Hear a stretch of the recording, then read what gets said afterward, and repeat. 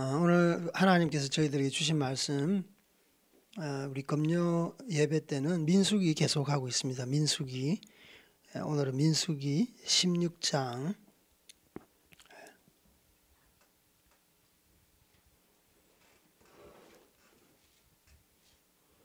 16장 우리 찾으시면서 우리 광고 말씀드리겠습니다. 지금 전 세계가 많이 어지러운데 정말 기도해야 됩니다. 기도할 때라고 생각됩니다. 그래서 영적 전쟁을 수행하시고 뒤로 물러서지 말고 정말 돌파하는 그런 영성을 가지고 하나님 앞에 나아갔으면 좋겠습니다.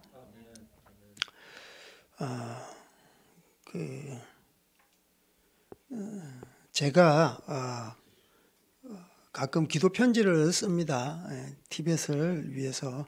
제가 선교사거든요. 그래서 선교사 모르시는 분 없으실 텐데 쓰는데 정말 기도해야 된다 이런 의미로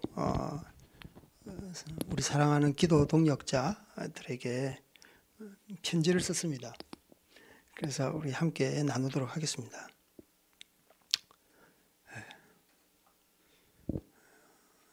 들어주세요. 사랑하는 동역자님, 그동안 평안하신지요? 오구원 인사드립니다. 마가복음 9장 25절에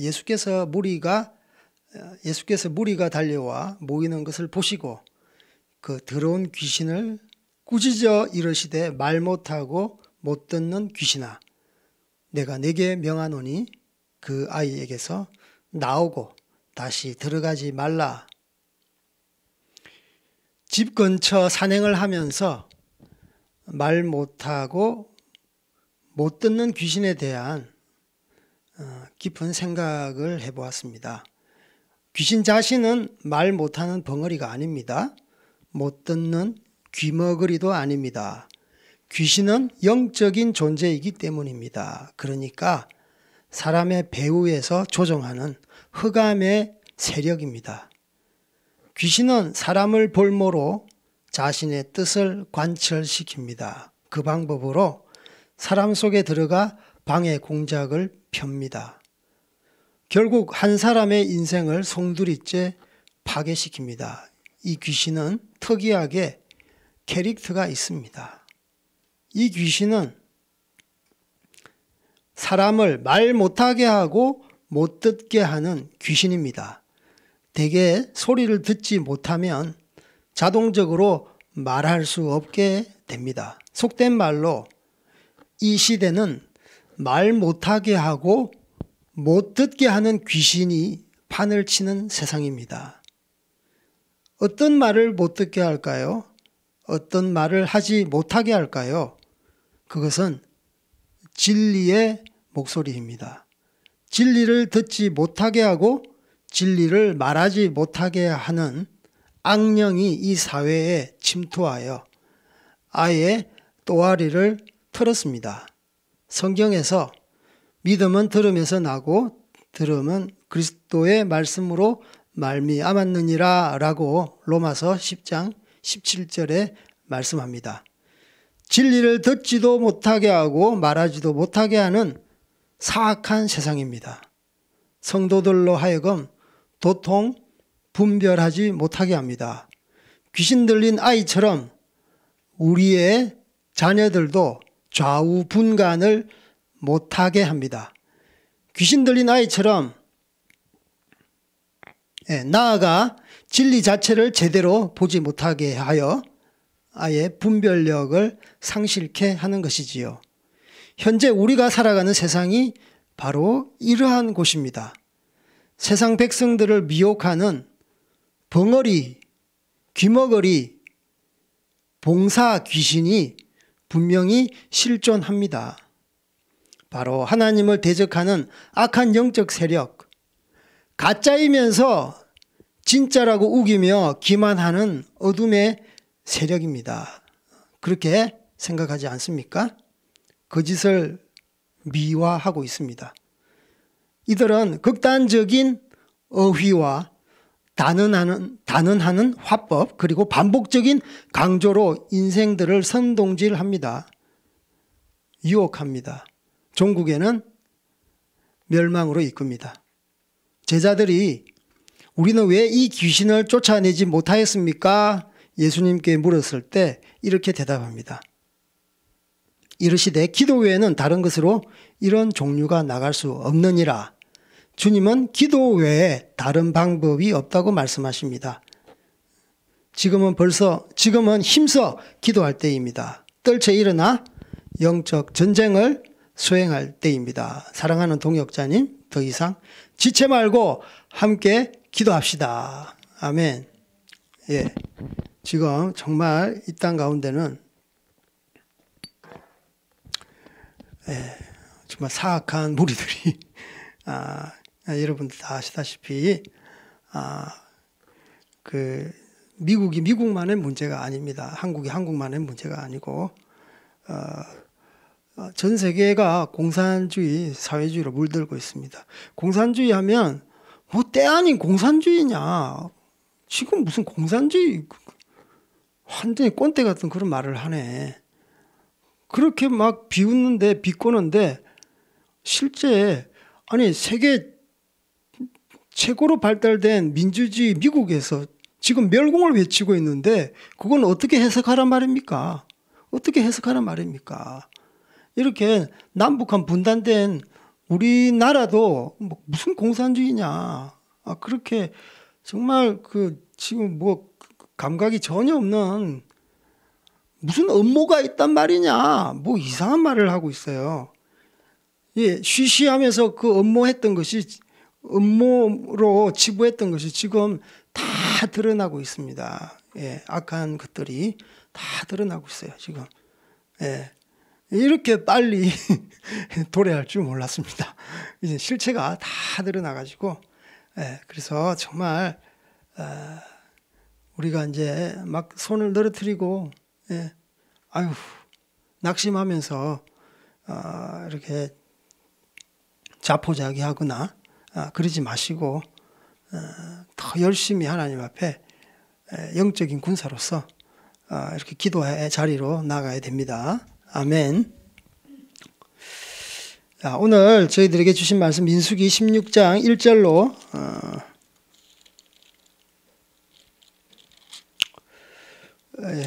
11절까지 한번 보겠습니다. 1절로 11절. 자, 같이 읽겠습니다. 시작.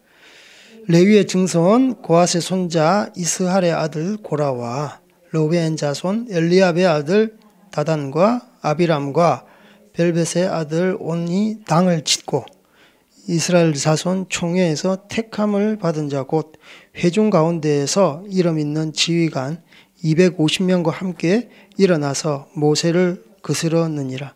그들이 모여서 모세와 아론을 거슬러 그들에게 이르되 너희가 분수에 지나도다. 회중이 다 각각 거룩하고 여호와께서도 그들 중에 계시거늘 너희가 어찌하여 여호와의 총회 위에 스스로 높이느냐. 모세가 듣고 엎드렸다가 고라와 그의 모든 무리에게 말하여 이르되 아침에 여호와께서 자기에게 속한 자가 누구인지 거룩한 자가 누구인지 보이시고 그 사람을 자기에게 가까이 나오게 하시되 곧 그가 택하신 자를 자기에게 가까이 나오게 하시리니 이렇게 하라.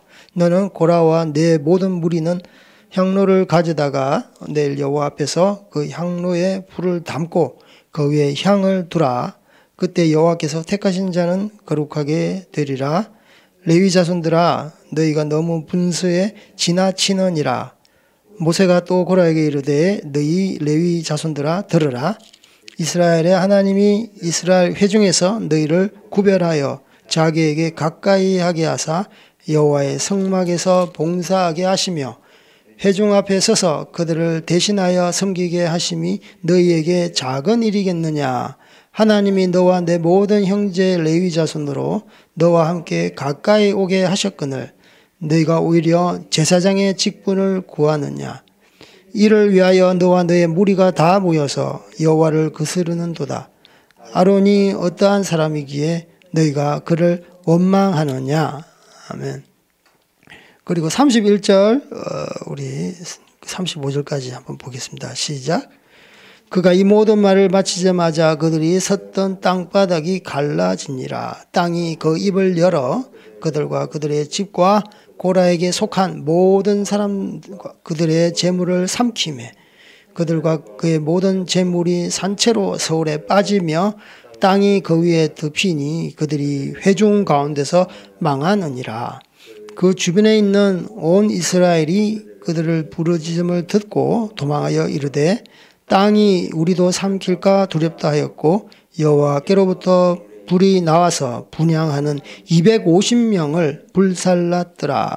아멘.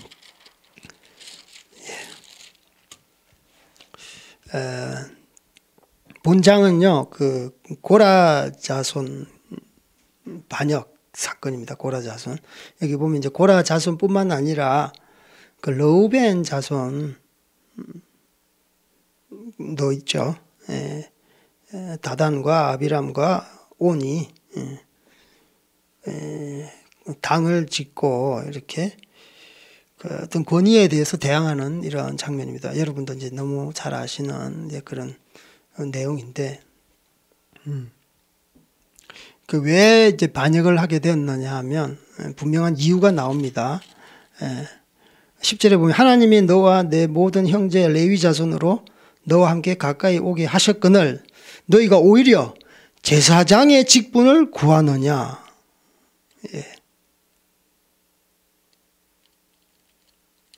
이를 위해서 너와 너의 무리가 다 모여서 여호와를 거스리는도다. 그래서 저들의 요구는 뭐냐?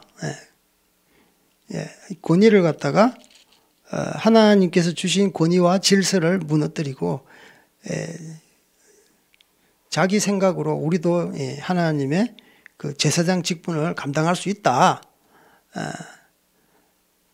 그러니까 그 반역을 꾀하는 것이죠. 하나님의 명령을 어기고 하나님의 질서를 깨뜨리고 그래서 반역을 일삼는 그들의 목적은 왜 너희들만 제사장 직분을 하느냐. 그만큼 하나님의 그 제사장 직분을 행하는 것은 굉장히 영광스러운 자리인 건 맞습니다. 그러나 하나님께서 하라고 하신 그 사람, 그 자손에게만 해당되는 것이지 고라 자손은 그렇지 않아요. 고라는 이제 고핫 자손입니다. 고핫 자손은 어떤 일을 하느냐? 이분들도 하나님을 섬겨요.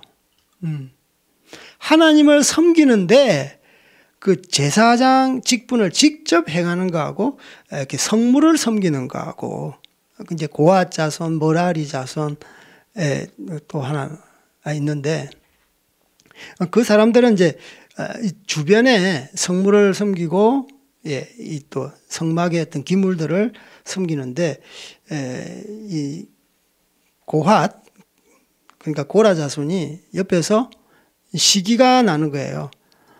똑같이 성소 안에서 하나님의 그 성막 안에서 섬기는데 이들은 그 하나님 앞에서 더 가까이 섬기니까 가만 보니까 뭐 우리보다 뭐 성정은 똑같은데 저들은 더 중요한 거 하고 우리는 허드렛일하고 우리도 어떻게 보면 뭐 똑같이 뭐 거룩하지 않느냐. 성정이 똑같아. 충분히 우리도 할 수 있다. 우리도 왜 못하냐. 이런 생각이 들면서 이제 그 하나님의 그 제사장의 직분을 자기들이 이제 그 탐했던 거예요. 탐했던 거예요. 이제 거기서부터 시작되어서 이 당을 짓게 되는데 16장 1절 마지막 절에 그 르우벤 자손과 함께 당을 짓게 되어요. 그러면서 세력을 형성하면서 어떤 모든 하나님께서 주신 어떤 권위를 갖다가 질서를 무너뜨리려고 하는 반역을 일삼는 거예요. 제가 이걸 쭉 보면서 반역을 일삼을 때 그 어떤 시기 또 교만이 엉켜가지고 또 그것을 갖다가 그 세를 규합해가지고 이러한 어떤 권위를 무너뜨리려고 하는 어떤 프로세스 과정이 있더라고요. 그래서 당을 짓고 사람의 죄악 중에서 하나가 바로 끊임없이 당을 짓는 거예요. 그 신약에도 보면 당을 짓는 것에 대해서 많이 사도 바울이 말씀하고 있습니다. 당을 짓는 것. 어떤 교만이, 어떤 죄악된 사람들이 그 죄, 자기의 어떤 그 죄악, 자기의 허물을 덮기 위해서 그 동료들을 규합해요. 그게 바로 당을 짓는 거예요. 당을, 세력을 형성한다니까요. 그래서 하나님께서는 이 당 짓는 것을 굉장히 싫어해요. 당 짓는 것의 목적이 무엇입니까? 자기들의 어떤 시기와 교만, 그 자기의 그 탐욕을 갖다가 정당화시키는 어떤 그 목적으로서 그 조직을 활용을 하는 거예요. 그래서 욕심이 거기에는 이제 그 작동을 하고 있고 아주 그 개개인의 탐욕들이 있는 것이죠. 그런데 당을 짓는 것과 하나님의 이스라엘 공동체는 또 달라요. 어떤 당을 지으면 어떤 조직이잖아요. 조직이에요, 조직.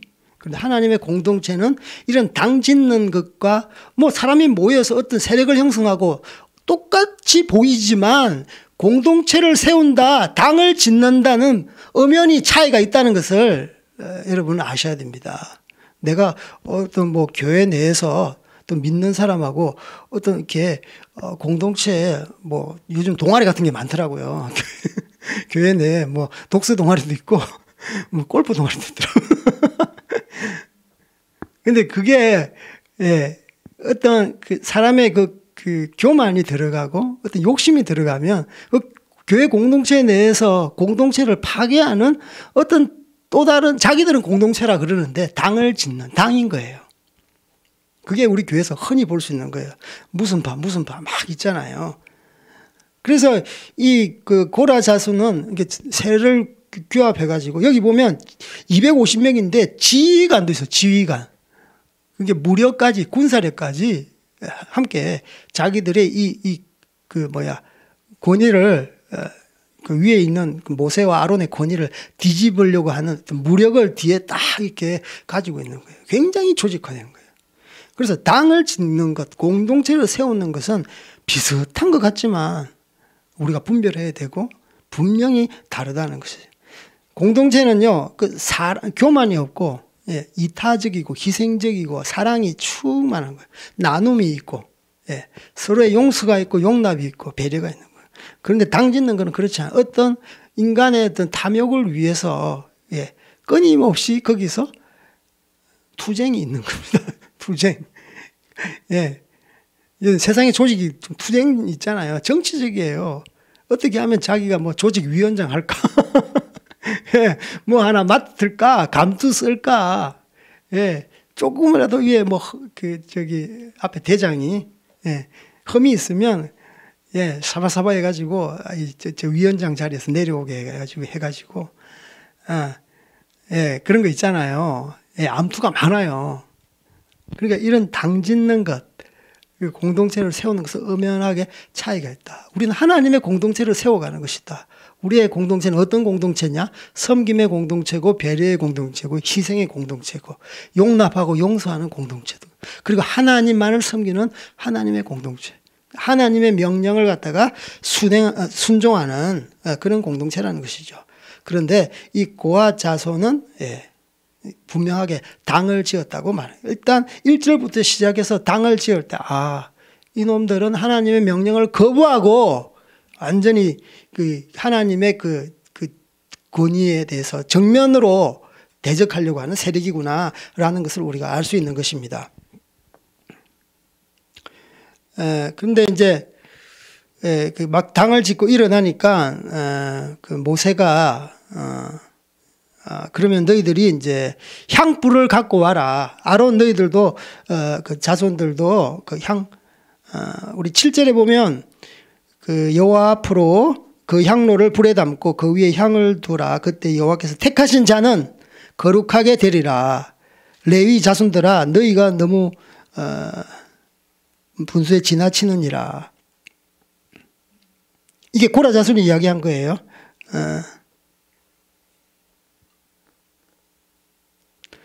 그래서 또 9절에 보면 이스라엘 하나님이 이스라엘 회중에서 너희를 구별하여 자기에게 가까이 하게 하사 여호와의 성막에서 봉사하게 하시며 회중 앞에 서서 그들을 대신하여 섬기게 하심이 너희에게 작은 일이겠느냐.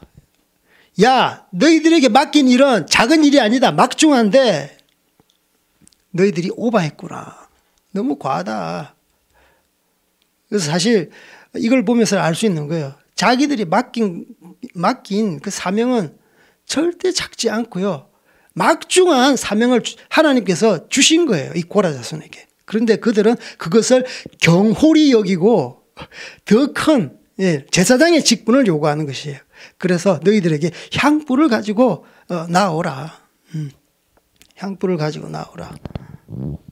16, 17에 보면 이에 모세가 고라에게 이르되 너와 너의 온 무리는 아론과 함께 내일 여호와 앞으로 나오되 너희는 제각기 향로를 들고 그 위에 향을 얹고 각 사람이 그 향로를 여호와 앞으로 가져오라. 향로는 모두 250개라. 너와 아론도 각각 향로를 가지고 올지니라. 그 향로가 무엇을 뜻합니까? 향로는 향을 피우는 어떤 도구인데요. 그 작은 화로가 있습니다. 그 불이 있으면서 거기 때 그 위에 그 향기로운 향이 어떤 장작 같은 게 타면서 향이 이제 이렇게 피어지는데 대제사장은 향로의 번제단에 불을 담고 이제 지성소로 들어갈 때 향을 피우면서 들어가요. 향이라는 의미는 하나님 앞에 드려지는 어떤 기도예요.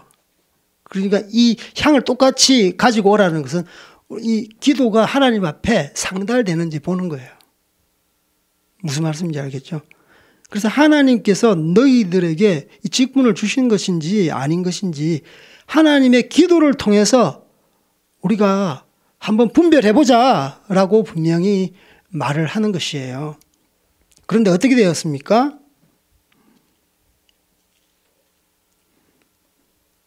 그들은 이제 여기 우리가 읽었던 것처럼 그들은 하나님의 심판을 받아요. 그들의 향을 받지 아니하고 고라 자손의 그 향은 하나님 앞에 이렇게 무시를 당합니다. 그래서 하나님께서 모세에게 말씀하셨어요. 이들 가운데 하나님의 심판이 있다. 그것은 어떤 심판이냐? 땅이 입을 갖다가 쩍 벌리면서 땅에 삼키움을 당하는 그런 엄청난 심판이 그들에게 주어지는 거예요.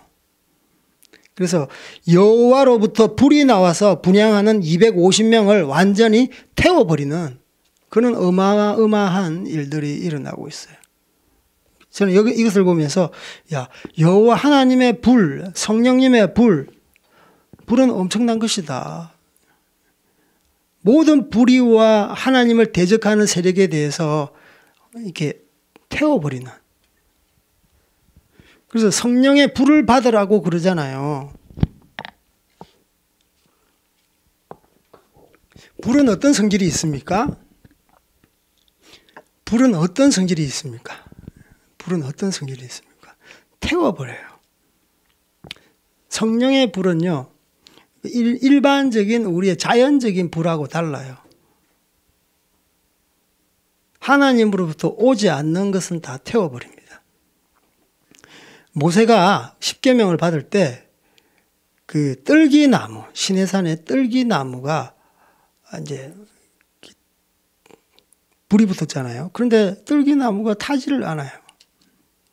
하나님의 불이기 때문에 그 뜰기나무는 타지를 않는 거예요. 그래서 불순물은 태워버리고 아주 불순물이 없는 것은 살아남는 거예요. 그래서 하나님 앞에 또 이렇게 지나갈 때 신약에서는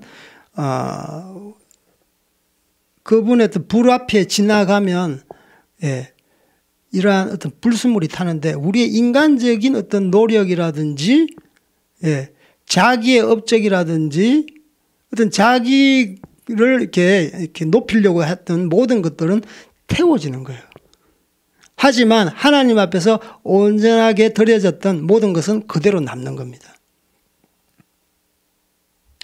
그래서 또 불은요, 불의 성질은 위에서 아래로 올라가는 성질이 있어요.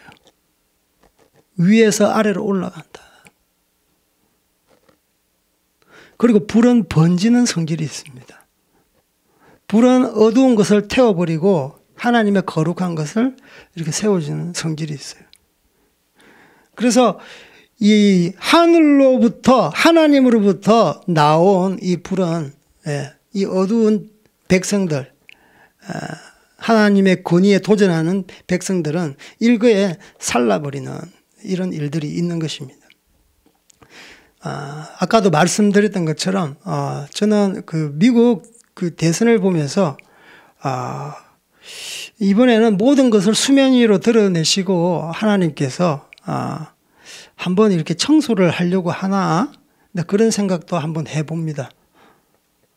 물론 나중에 그 종말론적인 어떤 우리가 어떤 그 기독교적인 세계관을 바라봤을 때 계속 악한 쪽으로 가지만 이때 한번 하나님께서 정리를 하시는 어떤 시기인 것 같기도 하고요. 그런데 지금 미국의 대선에 그런 많은 그 선거의 부조리들이 차고도 넘쳐요. 우리나라보다 더 심하더라고요. 워낙 이렇게 선거 투표 관리가 허술하다 보니까 온갖 그 선거 부정은 그 인간이 생각할 수 있는 모든 것을 다 저지르는 것 같아요. 보니까 우리가 옛날에 뭐 음모론이라고 생각했던 모든 것들이 다 드러나잖아요. 그 뭐 IT, 공룡, 뭐 거물들, 뭐 누굽니까? 뭐 소로스라든지 금융 재벌 완전히 투자자지만 사실 그 도박꾼이잖아요. 도박꾼. 그리고 뭐 하여튼 재벌들, 하여튼 정치인들, 그것도 한 국가에 국한된 게 아니라 전 세계를 갖다가 그냥 아우르는 이러한 어떤 지배 구조를 갖고 있는 거예요. 그래서 저는 이제 하나의 그냥 드라마가 아니고 이거는 영화도 아니고 소설도 아니고 소설보다 드라마보다 영화보다 더 리얼한 거예요. 여러분 그렇게 생각하지 않습니까?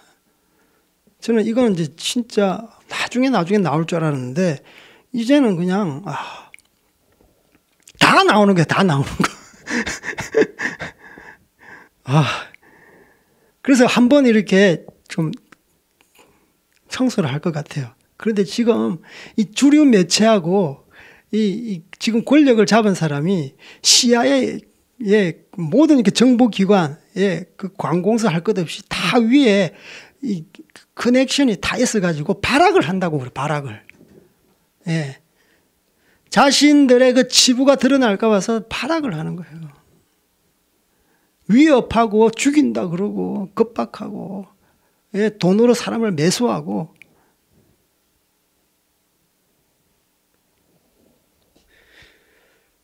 이러한 반역하는 세력이 있는데 하나님께서 지금 완전히 아마 썰어버리기는 쉽지 않을 것 같아요. 계속 꼬리 자르기를 하잖아. 꼬리 자르기.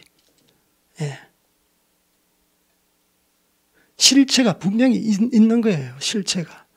그냥 정상적으로 자연스럽게 돌아가는 게 아니에요.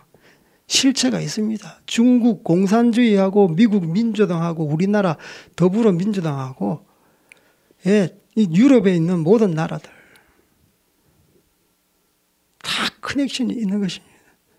저희들이 예전에 선교단체에서 그런 것도 많이 배웠는데 악의 그 무리들이 엄청나더라고요. 예전부터 지금까지 그렇게 자기들은 자기의 어떤 권력과 어떤 이 헤게모니를 쥐기 위해서 끊임없이 그들은 지금까지 진행해 오고 있는 거예요. 이제야 진짜 드러났습니다. 이 트럼프가 독일에 있는 그 선거 보딩 시스템이 있어요. 그 도미니안이라고 하나 뭐 하여튼 그 서버를 갖다가 탁 이렇게 입수를 했대요. 그 소문이 아니고 진짜 독일의 그 정치인이 입수됐다라고 말을 하더라고요. 그러니까 그 안에 그 대충 결과를 보니까 트럼프가 무려 대성을 거둔 거예요. 선거인단을 270명 넘으면 이제 승리를 했는데, 선거에서 승리를 하는데 400명 이상의 선거인단을 확보한 걸로 나와요. 민주당 텃밭인데 캘리포니아도 이미 공화당이었어요. 이제 그만큼 이번 대선은 그냥 트럼프가 그냥 다 쓸었다고 봐야 돼요. 선거 부조리가 너무 많아가지고 어떤 그 카운티 같은 경우에는 투표율이 99.7%. 완전 이 독재 국가보다 신기록 갱신했다고 그러잖아요.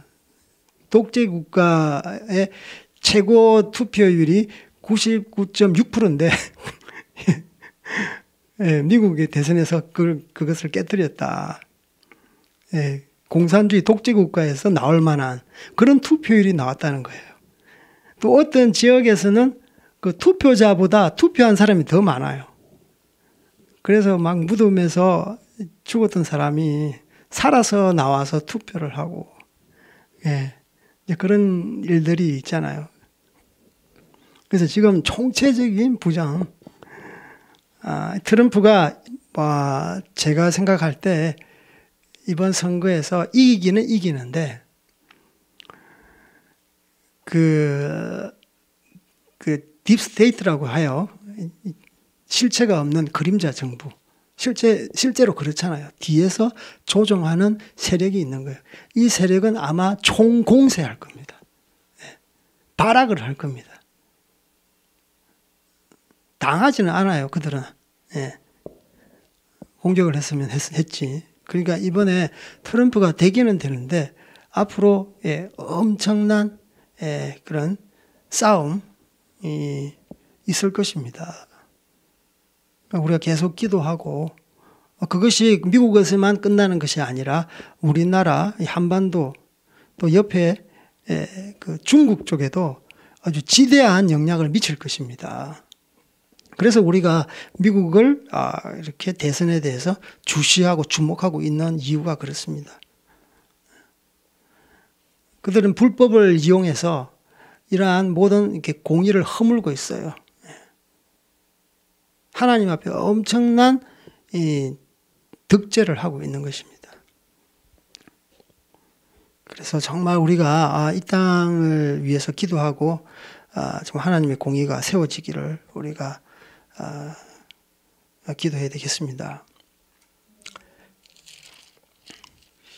저는 이제 그걸 보면서 이들이 심판을 받았잖아요. 땅이 이제 그 삼킴을 당하고 또 여호와의 불이 나와서 250명을 불살라 버리고 이러한 엄청난 심판이 있었음에도 불구하고, 그런데 남은 백성들은 하나님 앞에 회개하지 않아요. 회개하지 않는다니까. 인간의 완악함을 드러내는 그런 말씀이 있는 거예요. 저기 41절을 하고 2절 한번 보겠습니다. 시작.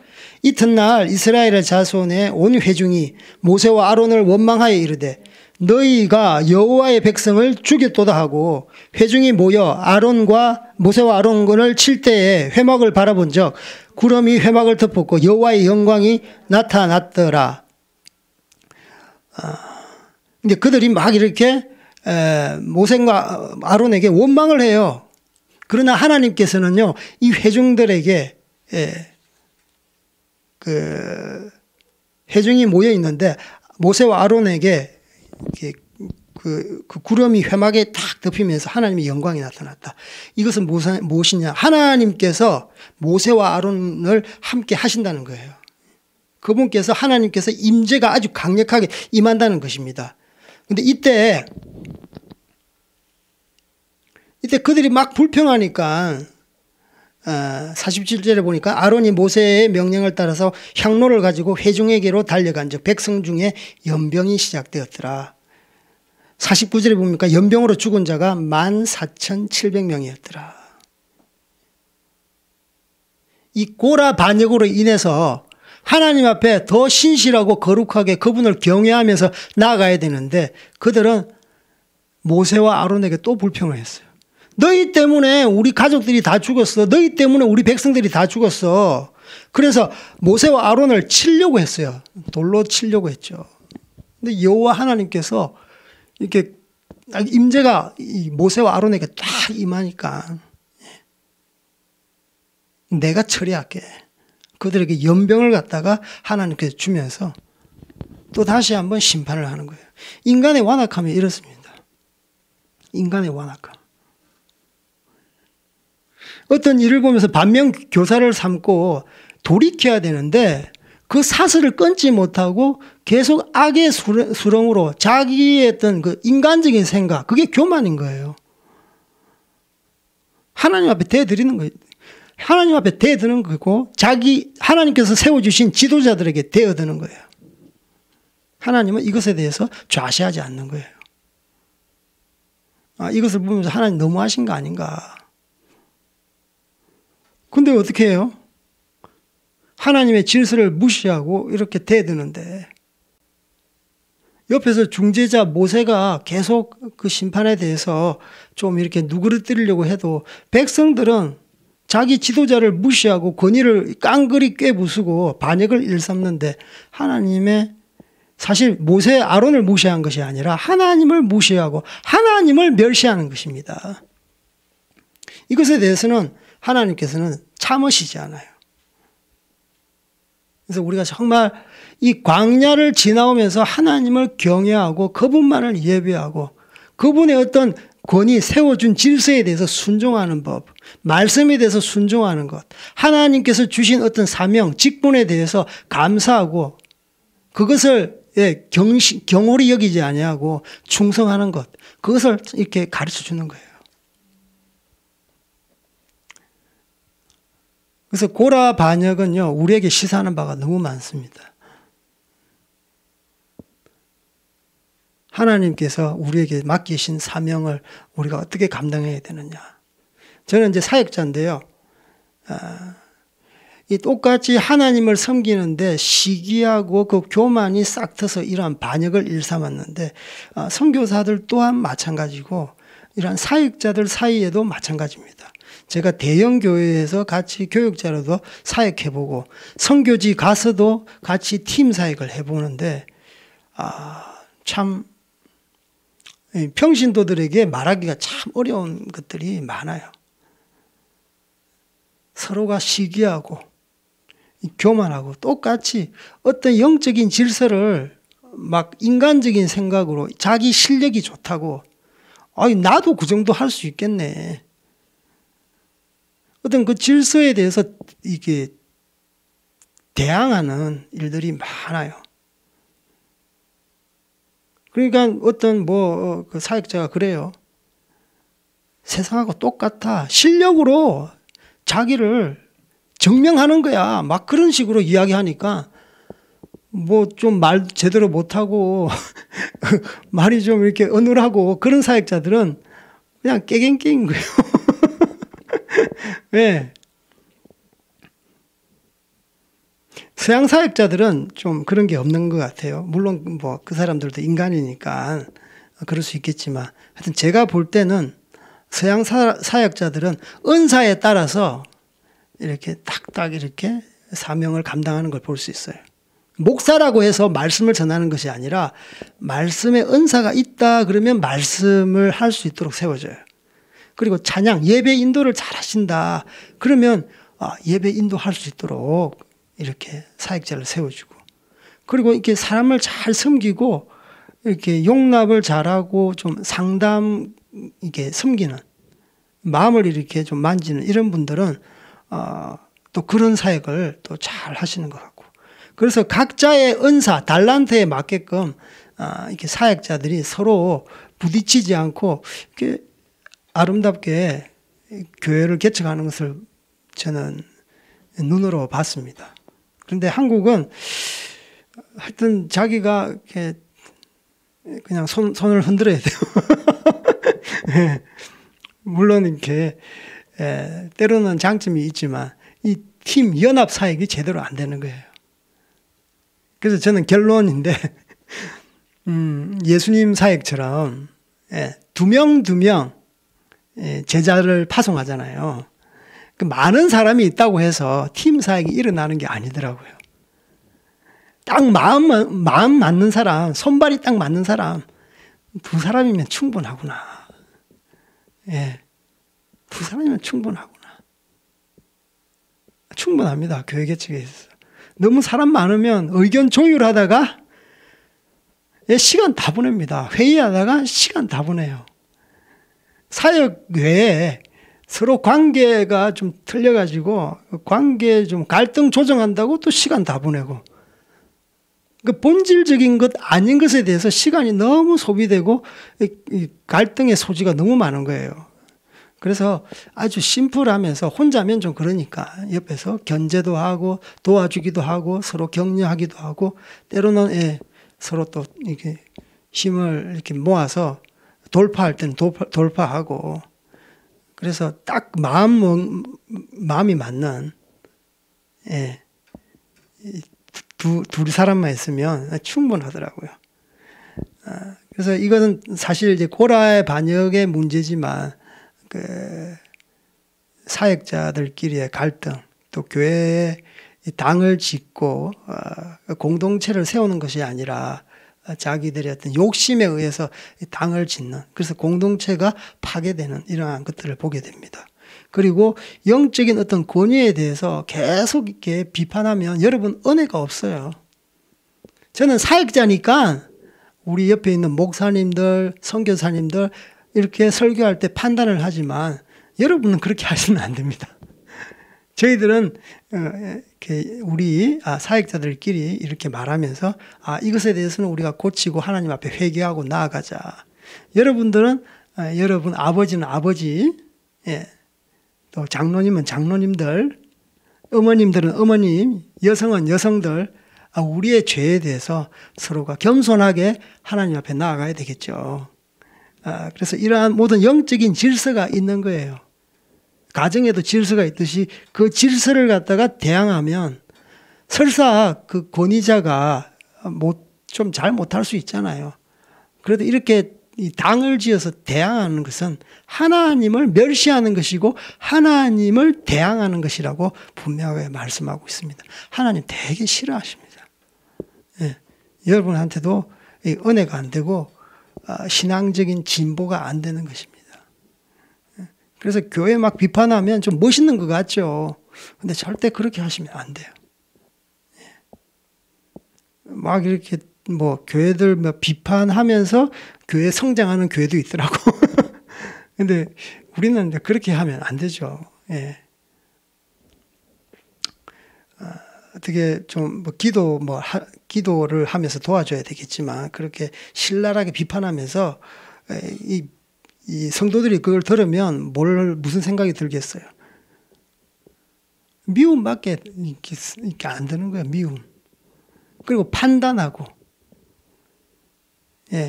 그 안 좋은 그런 마음이 들면 사단이 그 마음을 비집고 들어가는 거예요. 그래서 이 사람은 항상 부정적이고 항상 비판적이고 그렇게 볼 수밖에 없는 거예요. 다른 사람 기도 안 한다고 해서 기도 안 한다 그렇게 말하면 안 되잖아요. 자기가 기도해 자리를 나가야지. 다른 사람 보고 전도 자기는 전도 안 하면서 자기는 가정하고 사회하고 그 이분법적인 논리로 살면서 막 사람들의 이렇게 판단하면은 그 사람 자체가 그 사탄의 볼모에 잡혀가지고 결국은 하나님 앞에서 제대로 서겠습니까? 요즘 젊은이들이 그 예수님을 이렇게 잘 안 믿잖아요. 어제 그 목요 우리 전도 집회 때 잠시 말씀드렸는데 부모에 대해서 반역하고 부모님의 그런 모태 신앙으로 자랐는데 더 이렇게 나는 잘 못 믿어 이제 그런 모태신앙, 주변에 선교사님 자제도 많고 장로님 자제들도 많아요. 참 부끄러운데 선교사 자녀들도 이 고등학교를 딱 떠나고 뭐 미국이라든지 한국이라든지 이 대학을 가면 그 잘 믿지 못해서 교회를 안 나가더라고. 그래서 부모님들, 우리 선교사님들끼리 이렇게 모여서 자녀 이야기하면 아이고 좀 기도해 달라고. 우리 자녀가 그렇게 예수님을 잘 믿었는데 대학 가고 나니까 그냥 가난한 교인이 되었어. 공부 잘하고 똑똑하고 뭐 취업 잘하고 그거보다는 더 중요한 게 하나님 안에 속해 있는 백성이 아닌 거예요. 그래서 우리 보고 자기들의 속마음을 누구한테도 이렇게 토로하지 못하는 것을 저희들한테 이야기하면서 같이 기도를 했는데 참 마음이 아프더라고요. 그게 어디서 기인한 것이냐 생각해 봤더니 그 학교 공교육이 그런 거예요. 중국에도 뭐 중국 학교가 있고요. 또 인터내셔널 스쿨이 있습니다. 그 모든 공교육이 굉장히 물론 공산주의는 유물론적인 교육이고 이런 인터내셔널 교육은 굉장히 리버럴합니다. 인본주의적이고 사회주의적인 그런 것들이 굉장히 많이 있어요. 그래서 부모님을 떠나서 독립을 했을 때는 이제는 자기 마음대로 사는 거예요. 인격적인 하나님을 만나지 못했는데 그게 어디서 그게 이제 수가 틀렸느냐 하면 그 창세기에 대해서 잘 못 믿는 거예요. 창세기 말씀. 하나님이 천지를 창조하신 것. 예, 하나님의 만물을 지으신 것. 여기부터 수가 틀리는 거예요. 제가 어제 이런 이야기를, 이런 이제 내용으로 메시지를 이렇게 드렸는데 그게 뭐냐 하면, 그 인간 중에서 제일 오래 살았던 사람이 누굽니까? 머두셀라잖아요. 인간 중에서 969살 살았어요. 엄청나요. 1000살 가까이 살았어요. 야, 여러분, 그렇게 살고 싶습니까? 저는 이 상태에서, 오래 못 살고 싶어. 네. 그런데 하여튼, 머두셀라는 969살. 제가 이제 중국에서 커피숍, 비즈니스 비자가 있어야 되니까, 장기 비자를 가지고 있기 위해서는 커피숍 비즈니스를 했는데, 제 커피숍 안에 그 와이파이, 인터넷, 그 와이파이 비밀번호가 커피 COFFEE 969 88이었어요. 아직까지 기억이 나네. 그게 무슨 뜻이냐? 커피 많이 드시고 969살까지 팔팔하게 사세요. 네. 사람들은 이제 이렇게 웰빙, 자기 오래 살고 건강한 게 소망이니까 그렇게 하니까 사람들이 금방 외워버리더라고요. 그러면서 이제 성경 이야기도 좀 해주고. 그래서 우리 애들이, 창세기 때, 그 시대 때 969살까지 머두셀라가 살았어. 그 거짓말. 다 거짓말이라 그래요. 거짓말. 그 뭐 소설 속에, 뭐 설화 속에 나오는 이야기지. 어떻게 900살 넘게 살 수 있단 말이냐. 너무 뻥치지 마세요. 근데 제가 어제 왜 그렇게 장수할 수 있었느냐? 그 이유가 있는 거예요. 그래서 현대 과학자들이 그것을 갖다가 증명을 했다니까요. 한번 들어보세요. 왜 장수할 수 있었느냐? 그때는요, 이 홍수 이전이죠. 홍수 이후부터, 홍수 심판 이후부터 이 수명이 급격하게 낮아졌어요. 그런데 홍수 이전에는 사람 평균 수명이 뭐 800, 900살 살았거든요. 창세기 때 이튿날에 보면은 이제 물을 갖다가 이 궁창 아래 물하고 위에 물, 궁창이 하늘입니다. 그러니까 하늘 아래 그 바닥에 있는 물, 바다하고 강이 있죠. 물하고 하늘 위에, 궁창 위에 물도 이렇게 하나님께서 완전히 중간을 갈랐다는 거예요. 그러니까 하늘에 물층이 있는 거예요. 물층. 물층이 있는데 저는 이제 액체로 생각했는데 요세푸스 어떤 그 책에 보면 세계적인 이제 그 권위 있는 역사책인데 예전에 그 히브리인들은 이렇게 계속 계승해서 나오는 그 자기 민족에 대한 이야기가 있는데, 창세 때 궁창 위에 물이 있는데 그것이 영어로 이제 크리스탈, 예. 하늘이 크리스탈로 되어 있다라고 되어 있어요. 크리스탈은 뭐냐면 유리 같은 고체를 말하고 있어요. 그러니까 물이 고체가 된다는 말은 무엇입니까? 얼음이에요. 그러니까 물층이 아니라 얼음층인 거예요. 얼음층.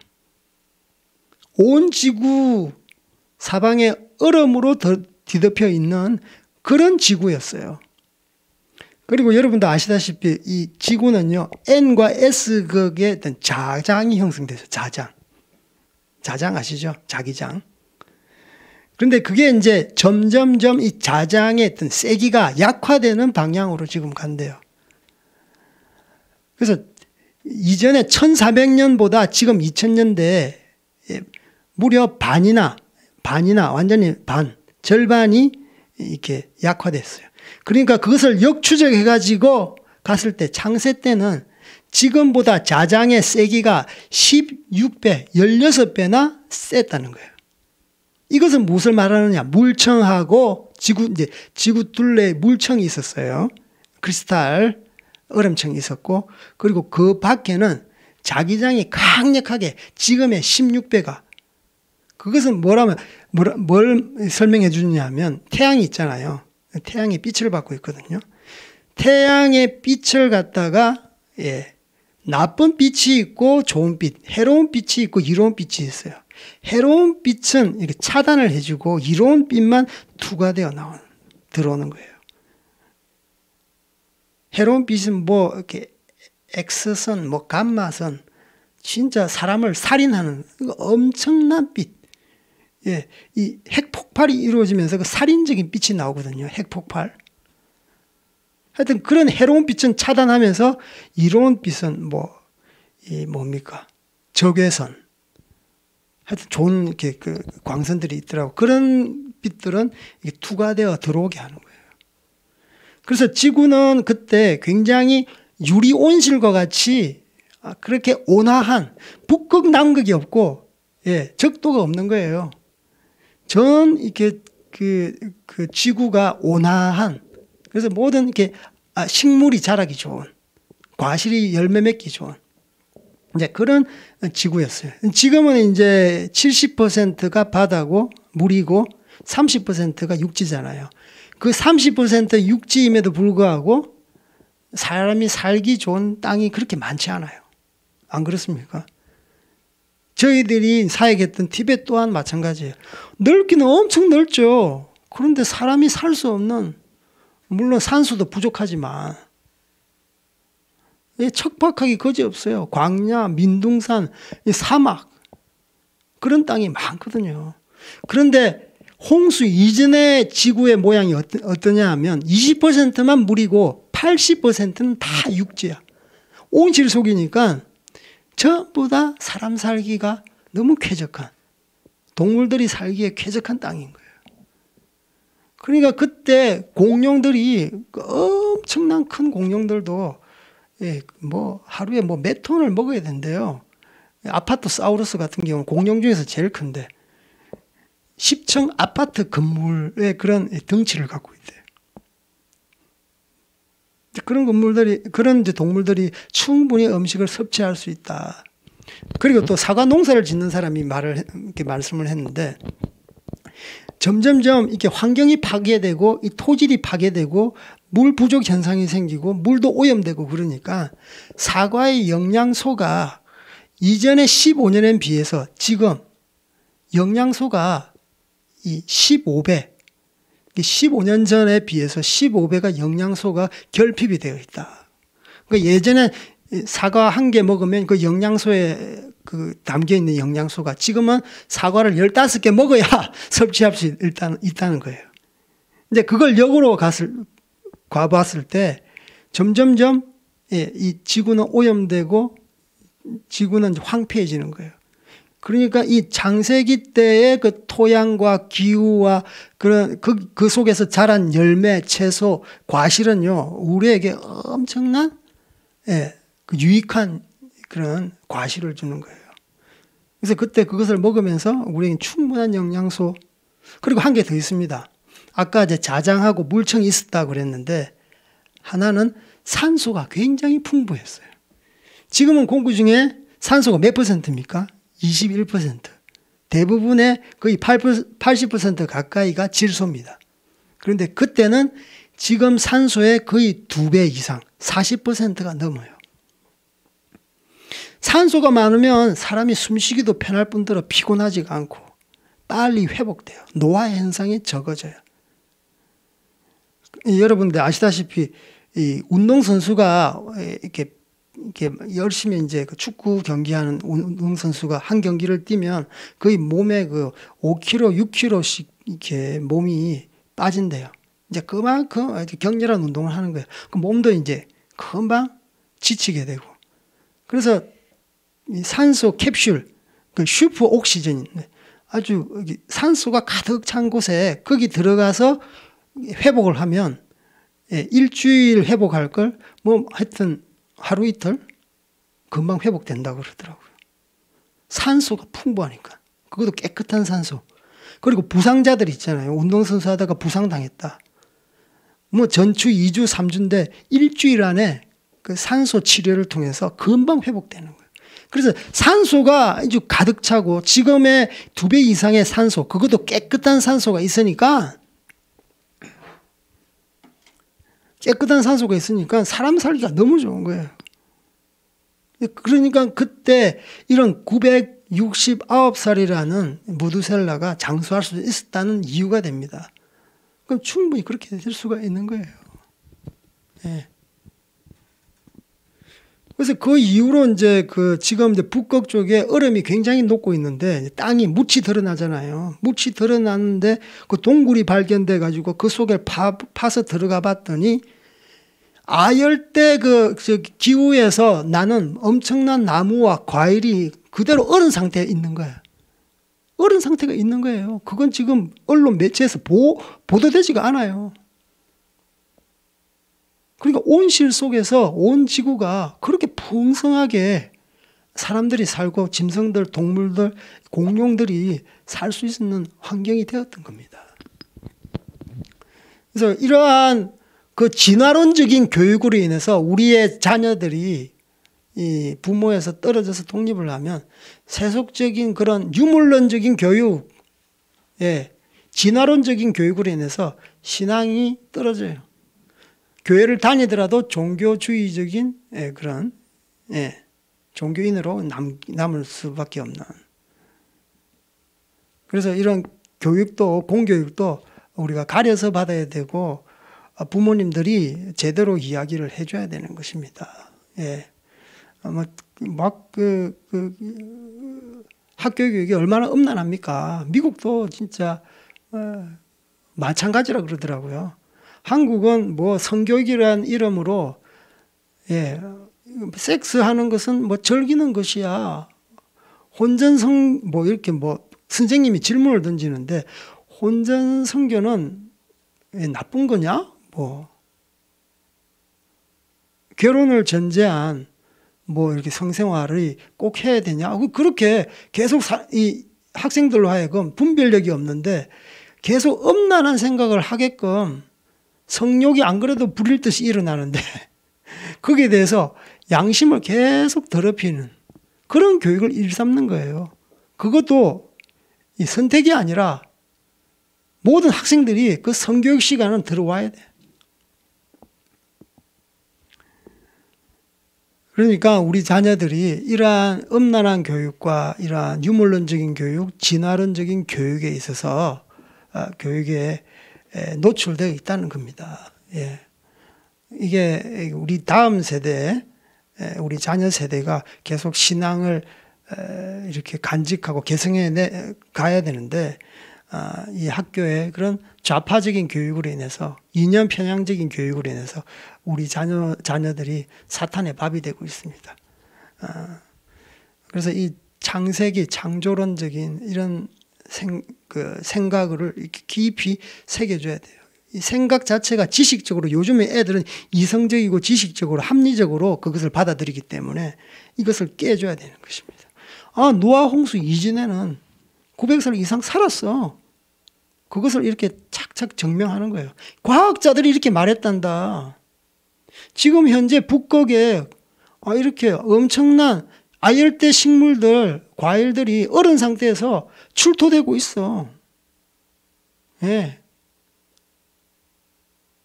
그런 이야기들을 계속해서 애들 가운데 이런 진화론적인 사고가 이렇게 딱딱하게 굳어지지 않도록 깨트려서 정말 하나님의 그런 신앙인으로 만들어야 되는 것이죠.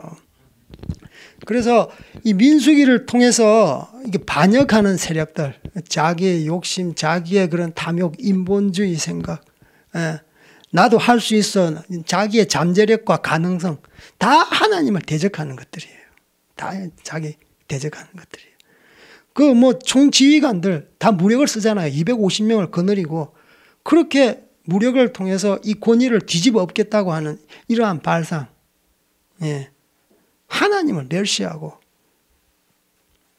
하나님 앞에 그렇게 득절을 하는 현상인 것입니다. 예, 우리가 정말 주님 안에서 정말 어떤 하나님의 권위에 대해서 복종하고 또 자기의 어떤 주신 사명에 따라서 경홀히 여기지 아니하고 잘 이렇게 그 하나님께 주신 은사에 따라서 주님 안에서 사시기를 주님의 이름으로 축복합니다. 우리 같이 기도하시겠습니다. 하나님 아버지 감사합니다. 저희들 또 귀한 이 고라 자손의 그 반역 그리고 당을 짓고 그리고 어떤 권위에 대해서 이렇게 되어드는 이러한 엄청난 일을 범했습니다. 이것은 바로 아론과 모세를 대항한 것이 아니라 하나님을 대적하고 하나님을 멸시했다고 하나님께서 말씀하고 있습니다.